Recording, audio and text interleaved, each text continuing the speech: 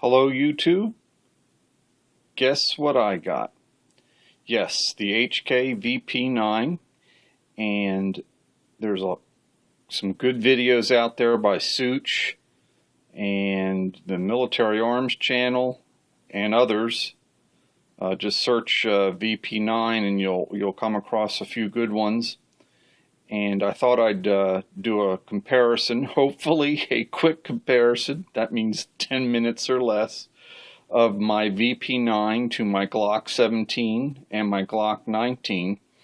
And we'll get a little nerdy and talk about some measurements and my impressions about the two different platforms. Let me put the camera down and we'll get started. Change of plans. Rather than put the camera down, I thought I'd show you the length where I can hold all three up a little closer.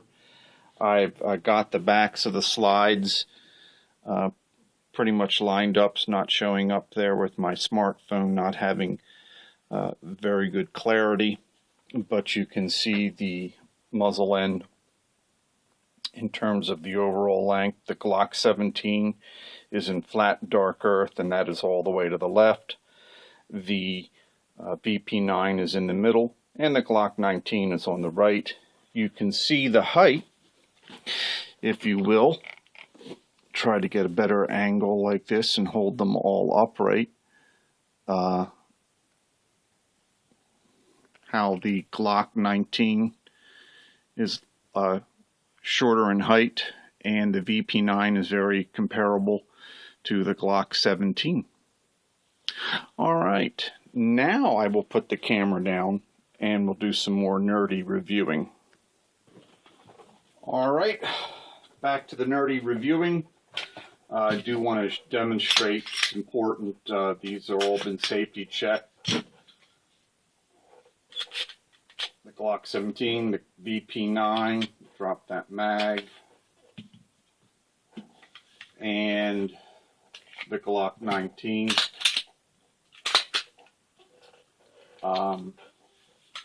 While I've got them all open like that, again, not sure how this will show up on my smartphone. A couple of the reviewers have mentioned they feel like, that the VP9 has a low bore axis. I think the phenomenon that I've experienced is because of the great ergonomics and how deep I get my hand in the grip. I'll hold it left-handed so you can see how deep I can get my hand in that grip. I have the small side panels and the small back strap on it. I have relatively small to medium hands. I think that has helped with the perception of a reduced recoil, because the bore axis is actually higher with the VP9. If you kind of line up the slides, you'll see that you get a much higher purchase with a Glock. This is a Gen 3 Glock, so it doesn't have any kind of different back straps for it. But you can see you're getting a much higher grip on that pistol, whether it's the 17 or the 19. Matter of fact, when I shoot my Glocks, I sometimes get a little kiss there on the back of my hand.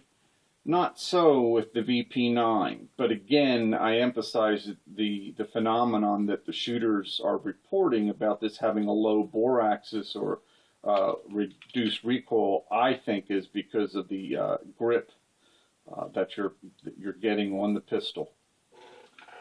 Point number 20. I'm just kidding.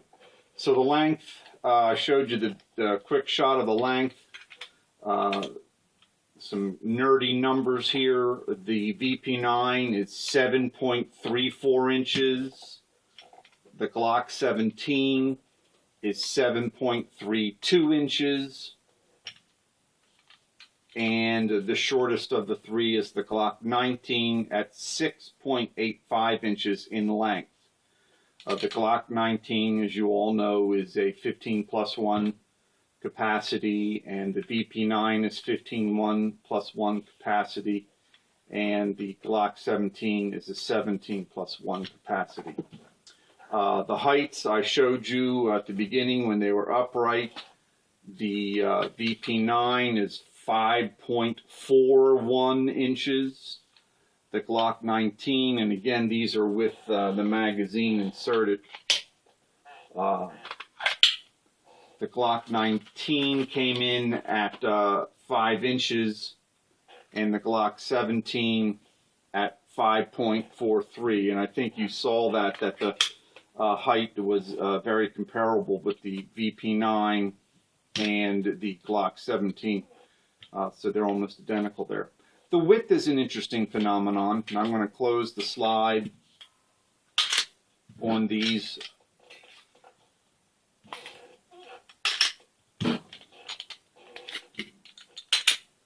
I'm not going to get nerdy. If you go by the catalog books or the Glock Armorer's measurements, the width of a Glock is 1.18 inches. The width of the VP9 is 1.32 inches. What I found, however, and that's true. If you were to just take your nerdy little calipers and get the width measurement down, I don't have this on, but snug that up and then put that on the Glock 17, you'll see, wow, quite a bit of difference.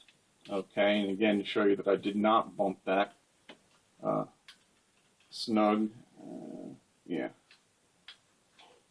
Hoping I'm one frame. Yeah, that's better. Yeah, still off. But the part that goes in the holster up to the trigger guard, if you were to measure, because the Glock frame, and I'm sure that's not showing up well on video, juts out the polymer frame. If you were to take the measurement there, you'll notice that, well, I'll be. The VP9 is the same width. Just something to consider. The actual slide is thinner on the Glock, but when you get the width of the frame, same phenomenon with the Glock 19, the width of the frame, you end up having pistols of very similar widths. Now, the slide takedown lever does add incrementally very minimal width past the frame on the VP9, but that is just barely in the holster. I did get a holster for the, this is a Galco concealable belt holster. It's for the Springfield XD and the HK P30. And it doesn't have a model number. Well, Optics Planet had it. You Google holsters for HK P30, and this will come up. It's the concealable belt holster. I have a Kydex holster on order from Raven Concealment. We'll probably do a quick holster update when that comes in, but this will work good enough.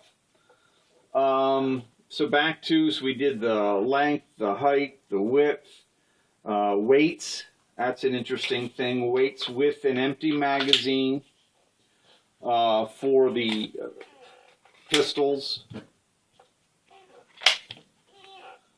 The Glock 19 is 23.45 ounces. The Glock 17 going up the ladder is 24.79 ounces. And the VP9 is 26.56 ounces. And even the empty mags, the empty mag on the VP9 is 3.28 ounces. The empty mag on the Glock 17 is 2.75 ounces. And the Glock 19 mag is 2.46 ounces. Real quick here with the barrel length, the VP9, they're all very close here. The VP9, the barrel length itself is 4.09. The Glock 19 is 4.02. And the winner barrel length is the Glock 17 at 4.49. So take that. Let's get back to the nerdy comments here. I like the sights that come with the VP9. These are a luminescent 3-dot metal sights, low snag. Some would say, well, gee, you can't rack that against your belt if your hand is incapacitated. I think these ears might help. Trying to, you know, get that on the edge of a desk, or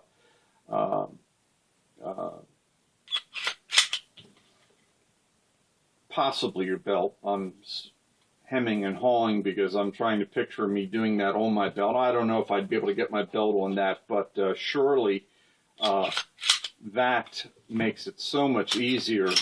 You know, my fingers want to slide off that Glock. I do like the ears, but at any rate, back to the sights.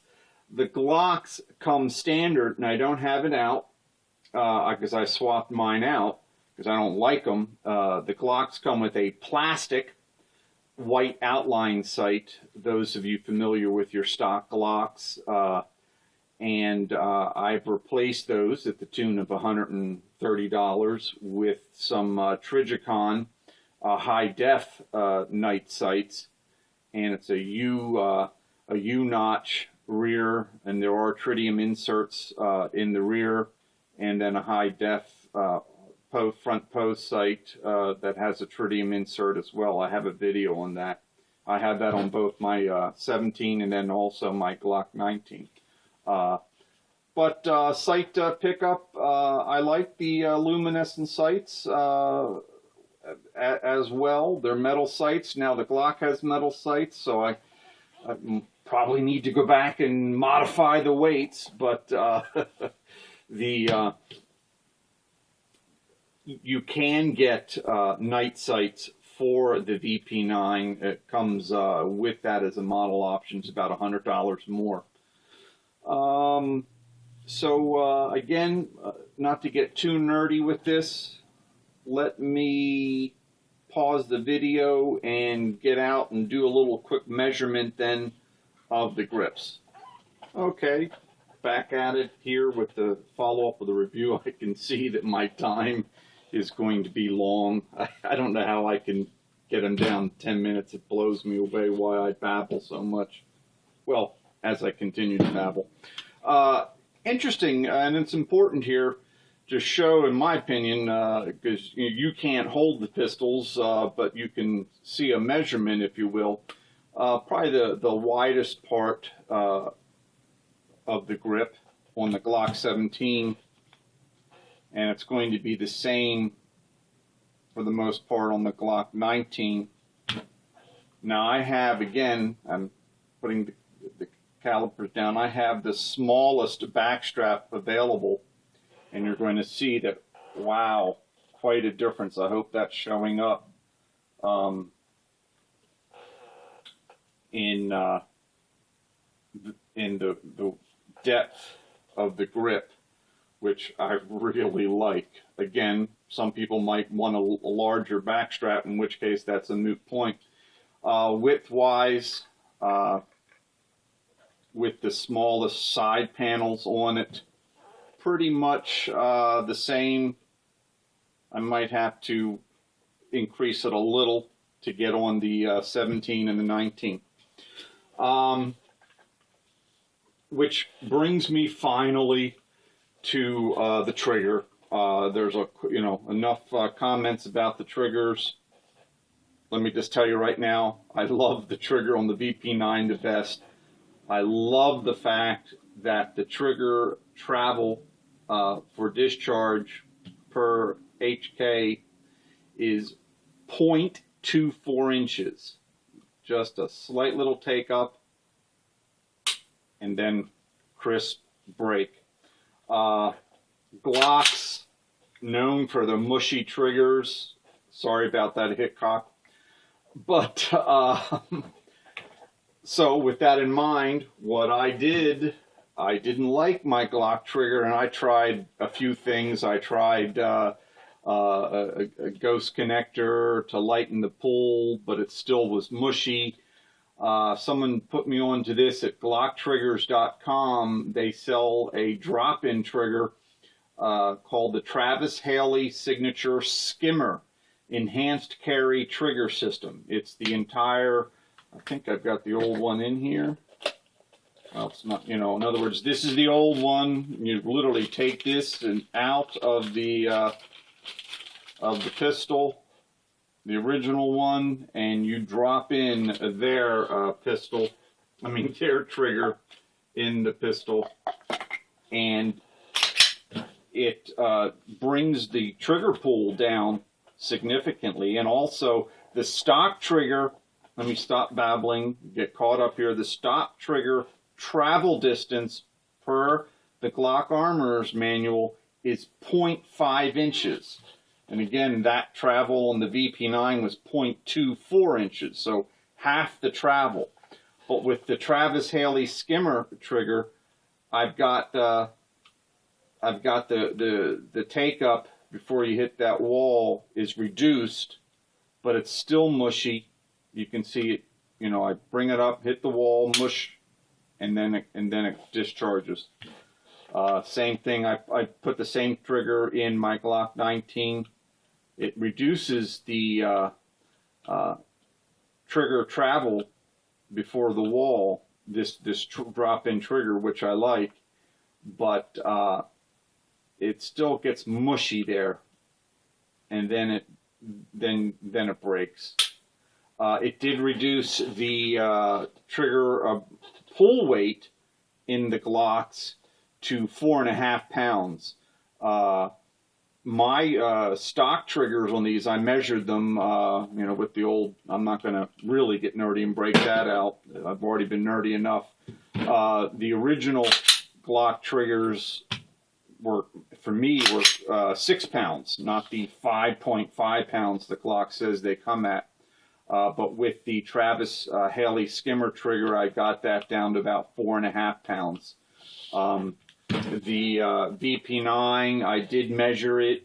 It is about 5.5, a little less than 5.5, somewhere about 5.25 if you want to try to count the little graduations on that. But very crisp. There's not that mush. It just hits that wall and then it breaks. I really do like that. You know, I've gotten fairly detailed here, probably bored the crap out of a lot of you guys. Thanks for sticking with me.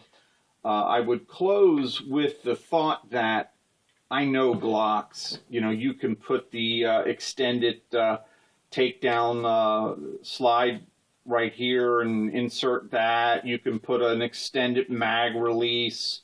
You can put an extended slide release, a slide lock on that. Swap out your sights, you know, a lot of aftermarket sights available. And also, Jimmy, do I want to get a really long video? Let me do a quick takedown here. There's not a lot going on right here. I don't know if it's worth trying to bring the camera over and showing you that. Have to bring this back, lock that open, bring that down, take that off. But let me grab the camera, bear with me. There's just so much more in the HK. This has something to do with the striker cocked indicator that the reviewers are pointing out, but it's so simple to me to tear that down, to tear the Glock down and to take it completely down. I don't know if I want to mess with that. I just paid $625 for the pistol. I don't want to start playing with that. Real quick, this does have a steel guide rod, a recoil spring, and the Glock has the plastic one. You'll see the polished parts of the drop-in trigger with that, but otherwise there are OEM parts that the GlockTriggers.com polishes for you as part of the drop-in. But now look at everything that's going on here, boy. I'll tell you what. If I ever need something done there, it's not working. It's going back to HK in Columbus, Georgia. There's no way I'm messing with that until some of you brothers out there get videos on the internals of the HK. That's it for now. I'll do a second video with the holsters when I get my Kydex holster in. And of course, I have over here my beloved 9mm 1911. Just to comment that, yes, I know reliability isn't the same, but you can't beat the trigger on that 1911. But that's it for now. Thanks for sticking with me. Sorry for being so long and wordy and nerdy, but it was fun for me. Thanks.